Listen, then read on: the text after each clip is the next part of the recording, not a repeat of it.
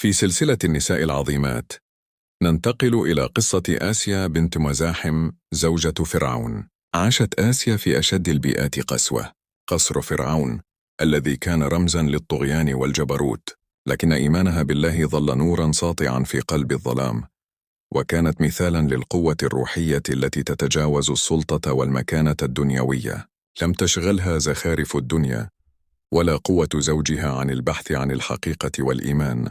عندما ظهر موسى عليه السلام وطفولته في القصر، كانت آسيا هي التي توسلت إلى فرعون لإنقاذ حياته قائلة: قرة عين لي ولك، لا تقتلوه عسى أن ينفعنا أو نتخذه ولدا.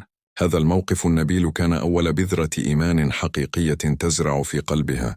بلغ إيمانها ذروته عندما شهدت عذاب ماشطة ابنة فرعون وإيمانها الثابت. حينها أعلنت آسيا إسلامها على الملأ، متحدية بذلك فرعون وسلطانه، مفضلة عذاب الدنيا على ضياع الآخرة.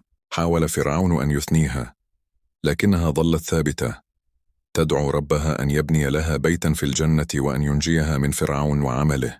تعتبر آسيا رمزا للمرأة المؤمنة التي اختارت الفردوس على العرش، فكانت واحدة من 4 سيدات كملن من نساء العالمين، دليلا على أن الإيمان لا يعرف طبقة اجتماعية أو حاجزا مكانيا.